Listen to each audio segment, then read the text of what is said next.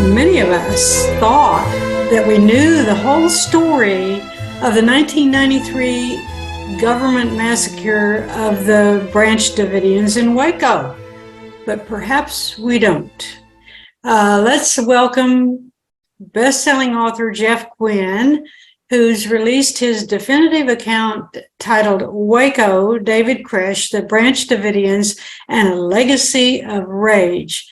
Hi, Jeff. Hi, Doris. Okay, so much has been written about the government siege at Mount Carmel near Waco. What inspired you to decide to write not only just the events in great detail, but what fascinates me is that you wrote about all the personalities involved. How did that come about? Well, all of my books, the narrative nonfiction books, try to take a look at some important event in our country's history where maybe the whole story has not yet been told. Those of us who were around 30 years ago for Waco remember horrific images. It always has seemed to be a story where everything has to be one way or the other. One side is wonderful, the other side is terrible, and the controversy still affects us today. I was very interested in trying to find out if I could write the whole story of what happened in Waco, because the only way we learn from history is if we understand not just what happened years ago, but why and how it happened. That's what I tried to do here, and I hope that for readers, it will offer more information than they've had before. Absolutely. I'm here to say that it does. It fascinates me that you reach deep into the history of David Koresh and the Branch Davidians all the way back. What does Koresh's real name mean? Well, Vernon Howell, who would come to call himself David Koresh, was actually a member of the Seventh-day Adventist Church and had grown up believing in prophets, that God sometimes communicates through human beings, and that God was in contact with him. It came about that in various ways that have never really been documented before, that Vernon Howell, having joined the Branch Davidians, an offshoot of the Seventh-day Adventists in Waco who were preparing for the end times, learned about the prophecies of a man named Cyrus Teed, who 80 years before in Florida had declared his name was Koresh, that he was the new coming of ancient King Cyrus of history, and that he was also the Lamb of the book of Revelation, who would begin the final battle of God's true followers against Babylon and bring about the end times, when the new kingdom of God would be incorporated.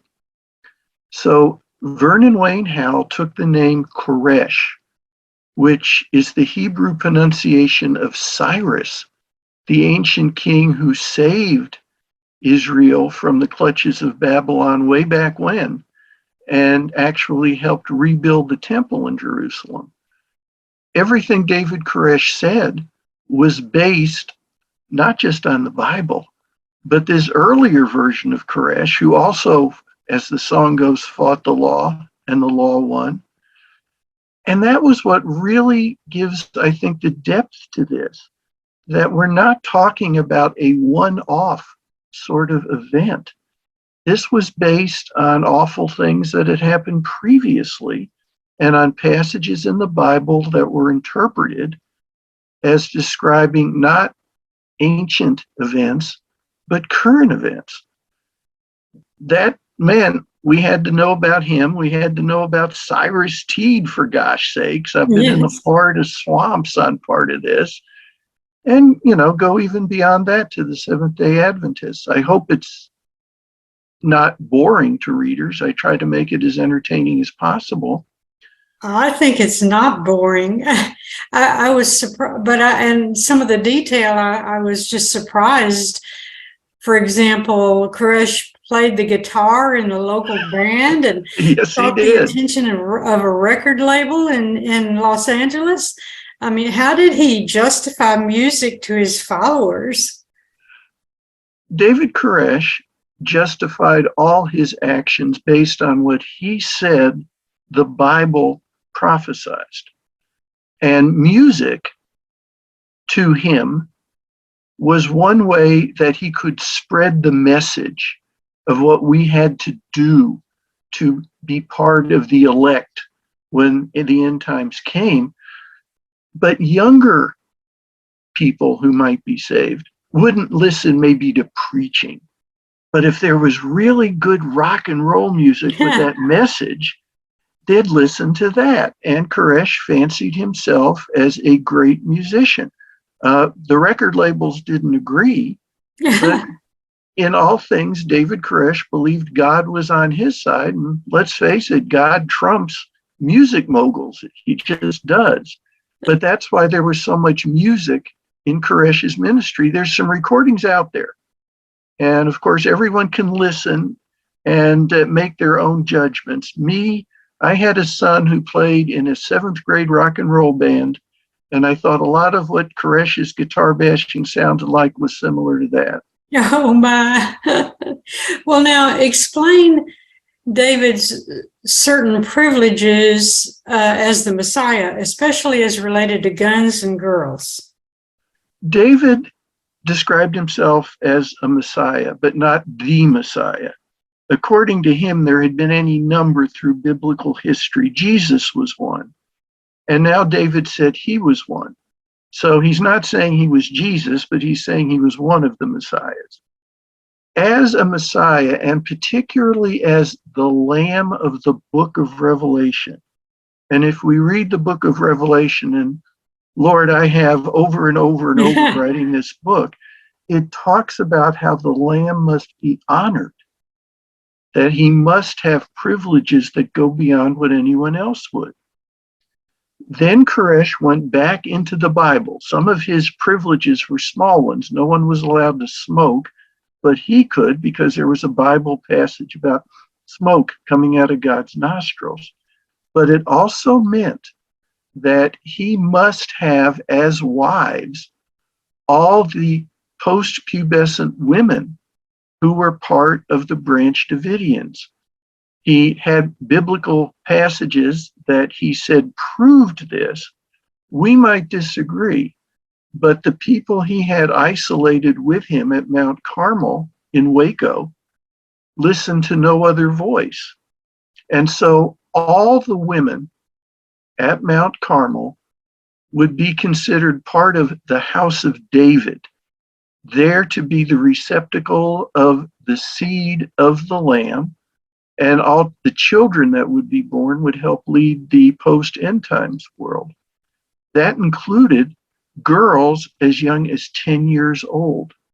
Now, the things in the book about this, to me, and I think to most people, are horrifying. Yes. But to the women at Mount Carmel who believed in David Koresh, it was a holy privilege. The guns he needed because to fulfill his role as the Lamb and his followers' role as the wave sheaf, the best of the true believers who are going to flourish in the end times, they had to fight Babylon to the death. And that meant they needed guns to be able to put up the battle the Lord required of them. And then they would all die at the hands of Babylon and be raised again by God with the Lamb as their leader to take over and win control of this new world that would operate according to biblical stricture. So he needed the women, he needed the guns, and because he was the Lamb, he had to have them. But didn't he, some of the reasoning behind the guns, he saw a profit opportunity, an opportunity to profit and maybe support, have the income to the compound. Oh, very much so. When you're the lamb, when you're the chosen of God, there's no scripture forbidding you taking advantage of certain secular opportunities, which David Koresh also did. Hmm.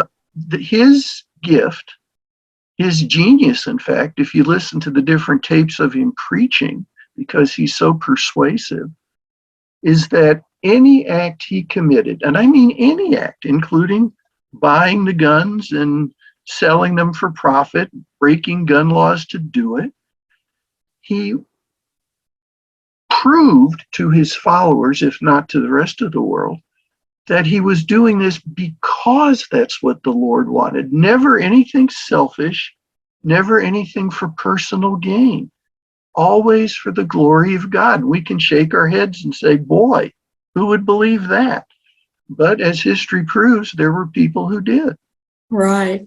But then there comes trouble at Mount Carmel because someone reports child abuse and the Child Protective Services gets involved. So what happens there? And did they just ignore, did the law enforcement ignore a lot of complaints?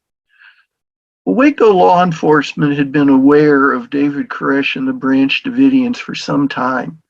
At one point, there was even a shootout at Mount Carmel between David and his followers and another man who proclaimed himself the leader of the Branch Davidians. But mostly these people were considered interesting wackos in Waco. That was kind of a local joke, and that they weren't really doing any harm to anyone. Problem with being a prophet is at some point you're going to have some followers who may decide, you know what, you aren't. And they're not going to be pleased and they're going to do their best to get even. That happened with David Koresh. And one of the first things these disenchanted folks did was inform Child Protective Services in Waco that even infants as young as 6 months old were being physically beaten at Mount Carmel.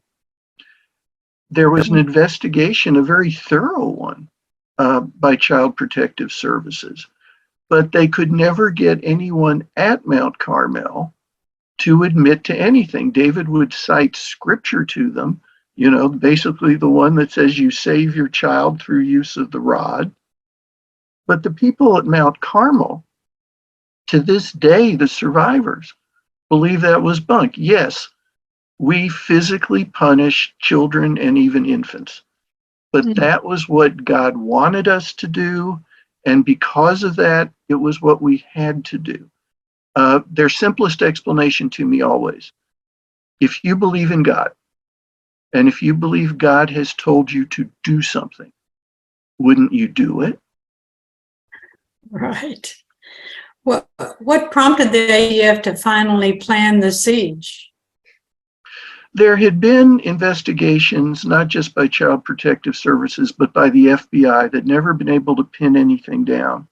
ATF, alcohol, tobacco, firearms, was requested by the Waco police, by McLennan County Police, to come in because they had some proof that the Branch Davidians were illegally converting semi-automatic guns, the ones that just fire 1 or 2 shots when you pull the trigger, to fully automatic, that just, they blast the whole magazine.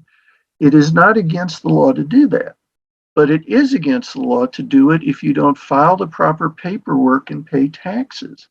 Branch Davidians didn't do it. They were breaking the law, there's no question. And there were rumors that they were going to use these guns either for mass suicide or for an attack on civilians in Waco. Those were the reasons ATF got involved. But then what are some of the mistakes that the ATF and the FBI made? How important, and also how important was it was the element of surprise? The mistakes made by the federal agencies could fill 2 books in terms of what they did. They completely misinterpreted what was going on at Mount Carmel, and they never ever tried to understand what the Branch Davidians believed in terms of religion. They ignored that part. And so they assumed there were just these bunch of weirdos holed up in some big flimsy shack in Waco.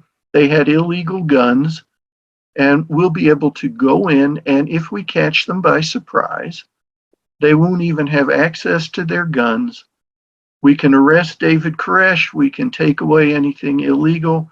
Problem solved. They thought it would be such a simple operation that one of the pilots in a plane that was part of the operation, when this took place on a Sunday, he had actually, even though he was going to be part of a 10 a.m. raid, had made reservations to play golf in Houston at 2 p.m. in the afternoon. It was going to be over so fast, and he could fly back.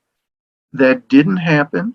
The Branch Davidians were not only prepared to fight back, and they had more powerful guns than the agents did, but they also believed this proved Koresh was the Lamb who had said, we're going to be attacked by Babylon. We're going to fight them to the death. So to them, what the ATF and then the FBI did just proved everything they'd been hearing from Koresh, even though ATF and the FBI had no idea about what Koresh was claiming or what the Branch Davidians believed. And then there was a huge fire that took the lives of 53 adults and 23 children, including 12 sired by Koresh, and not counting the deaths from the first raid and not counting 4 agents who were also killed. There's a lot of controversy as to whether the ATF or the FBI set the fire or whether the Branch Davidians did. What do you believe? Well, there's only 4 possibilities. The first is that the FBI somehow deliberately set the fire, and that's popular with a lot of conspiracy theorists. The problem with that is the FBI wouldn't have done that. If there was going to be this big conflagration at the end with all that loss of life, the FBI was going to look terrible. And that's never the FBI's goal. They're very good at presenting themselves as, they like to say, as the fire department of government agencies. They come and clean up everybody else's messes. Then there's the possibility that it was an accident. They're sending in tanks to knock in the walls of Mount Carmel. It's a cold day. The only heating comes from oil lamps and Coleman lanterns. One could be knocked over. That could start the fire. Then maybe the Branch Davidians decided to kill themselves because they felt they really wouldn't die. They'd just be translated up to heaven to live again. And they set the fire. And finally, there's a possibility that because the Bible says this happened in other points in history, in Christian history, that they'd set the fire and they wouldn't be harmed by the flames, but the flames would protect them from the Babylonians closing in. Mm. So the accident is possible. Either of the reasons that the Branch Davidians set the fire, these are possible. That the FBI deliberately started the fire, absolutely not. How likely is it that the government's use of tear gas to coax the Branch Davidians out of their compound was what caused the fire? The tear gas. The tear gas should never have been used, and we write about that in the book. There was a lot of controversy whether it would be allowed. Finally, the Attorney General, Janet Reno, only in office for a couple days, said it could be, after she was promised only a little at a time would be inserted over 2 days. So there wouldn't be an accumulation of the fumes that could be so physically harmful to everyone in there and then possibly be combustible. That was the plan. We have directly from the FBI their idea that that was plan A, but plan B would be if anybody was shooting at them from the inside of the compound when they started inserting the gas, that they would just insert it all and force them out. Wow. And the FBI went with plan B. Mount Carmel didn't burn and the way it did just because the walls were flimsy and it was a fire trap. It also burned because there were swirling thick clouds of combustible gas.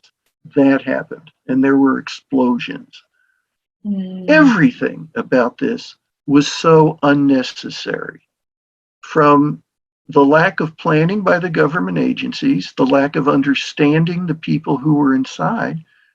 But we've also got to remember, these were people there, and there were over 130 when the whole thing started, who had illegal weapons, powerful illegal weapons, and hand grenades that they believed they were going to have to use to kill either government agents or other people representing Babylon.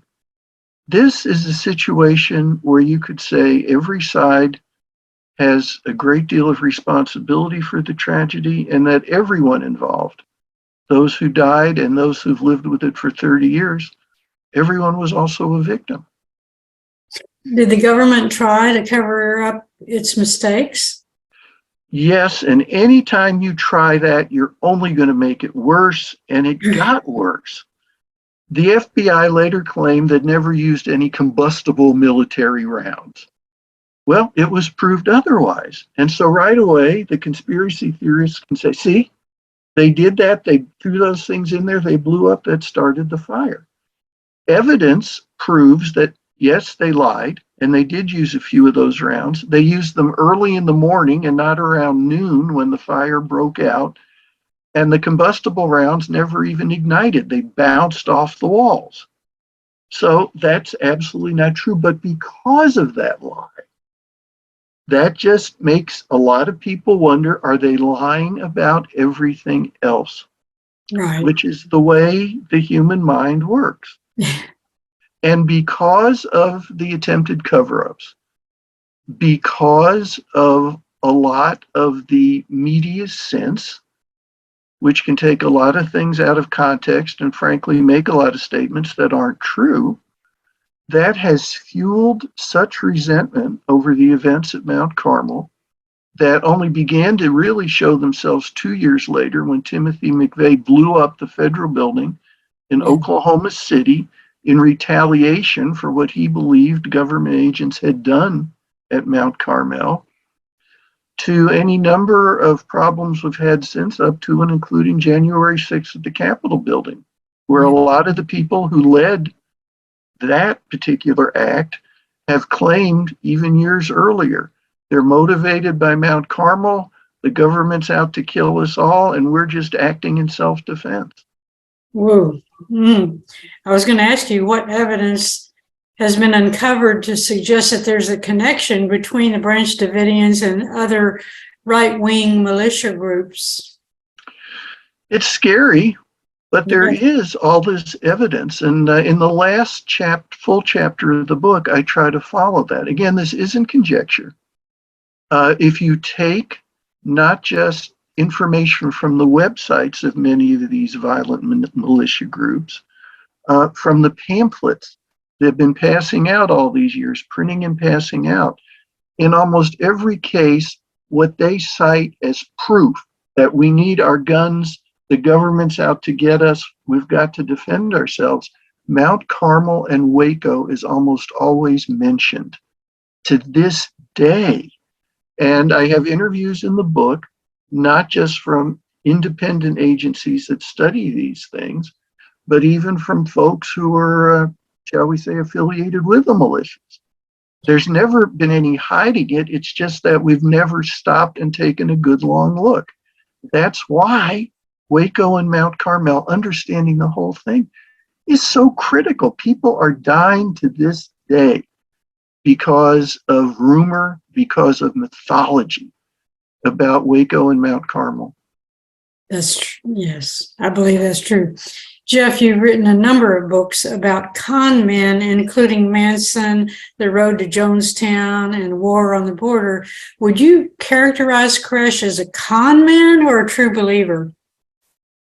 We tend to not differentiate between con men and people who convince themselves of the truth of what they are saying.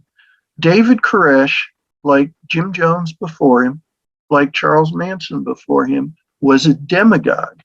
Demagogues get their followings by saying This terrible thing is going to happen. If you don't listen to me, I am the only one who can save you, who can help. In some cases, the demagogues like Manson are con artists. Charlie Manson was a pimp before he decided he was going to become the son of God, sometimes God, and everything else. Jim Jones really didn't believe in the Bible. He was using religion to bring about cultural change. David Koresh, as near as I can tell, and I promise you, I've been looking into this and trying my hardest for almost 2.5 years. Whatever he may have been, and a lot of the things he was were not desirable, he had convinced himself, I truly believe, that he was the lamb, as he claimed, that anything he wanted to do because God chose him for that role, whether it was leading a fight against the forces of Babylon or having really disgusting sex with a 10-year-old girl. To him, these things are interchangeable. It's what God wanted him to do. He paid a horrible price for it, but so did the people who believed him. So did the people who had to oppose him in Waco, and so have all of us ever since. Oh, that's true. How you said it has taken you 2.5 years to write and research the book. How many interviews did you do? Did you count them? After a while, again, as you know, because you've been involved in writing and communication yourself, right. After a point, you just stop counting and you keep doing. But also for this book, I mean, memory is fallible in all of us.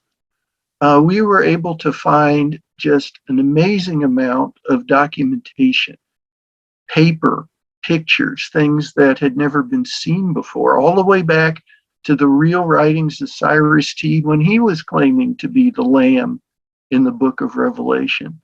So everything in the book, and when folks read the book, I always urge them, don't take my word for it. If you look in all the chapter notes, we've got everything documented where this came from. Look for yourselves. The information really is there.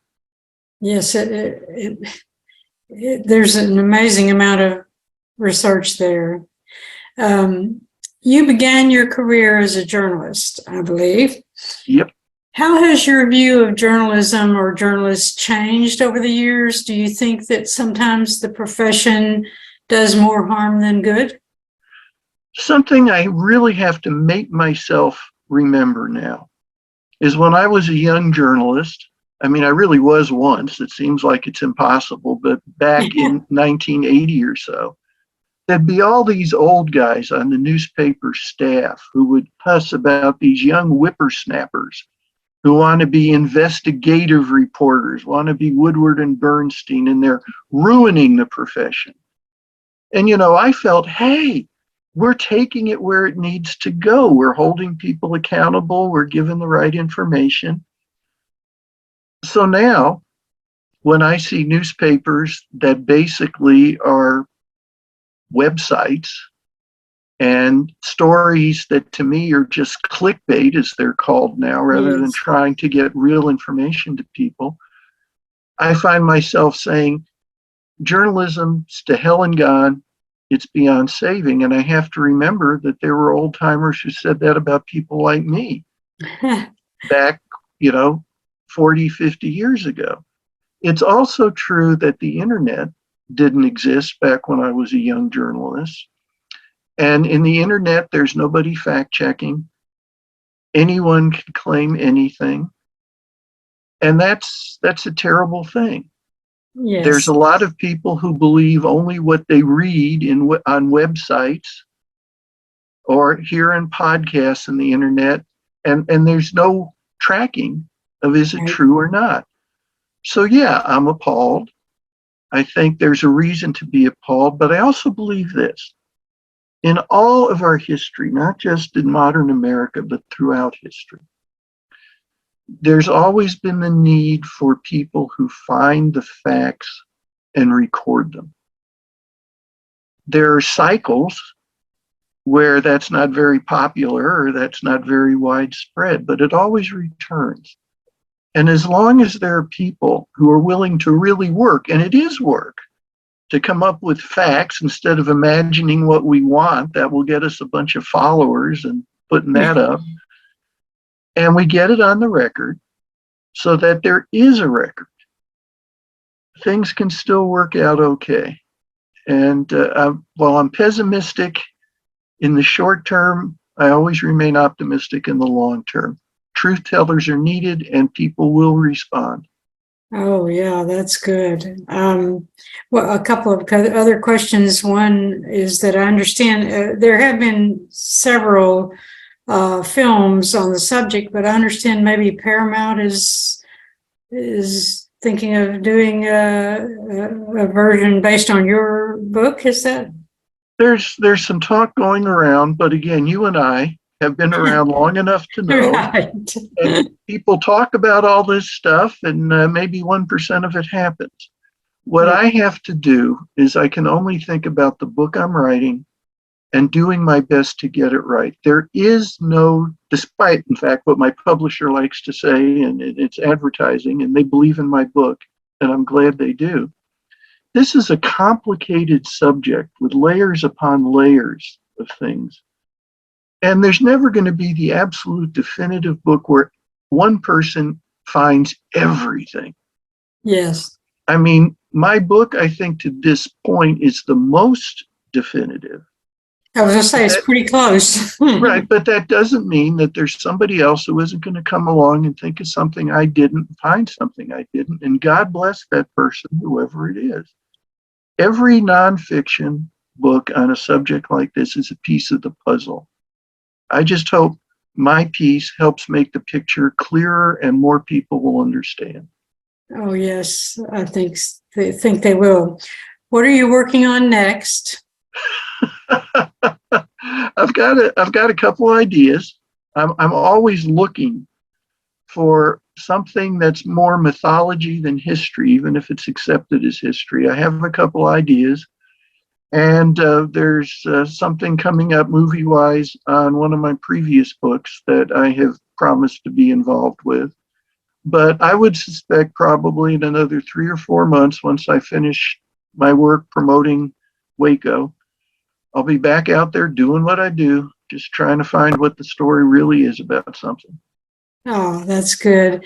Lastly, do you have any advice for writers who are trying to break into publishing? Don't give up. Every successful author I know, and I was books editor at my newspaper once upon a time, and I know a lot of the most successful authors in America. Everybody has to learn by doing. And that means that sometimes you're going to get turned down. You'll write a book you think is wonderful and you can't find a publisher. Keep going. I do not know a successful writer, a long-term successful writer, who in his or her closet doesn't have copies of 2 or 3 books we wrote when we were trying to figure out how to do it that nobody would publish. The only way it will never happen for you is if you stop trying. Keep working. That's very true. Jeff Guinn, thank you very much for joining us today. Doris, it's a pleasure and it's been a privilege. You take care. Thank you.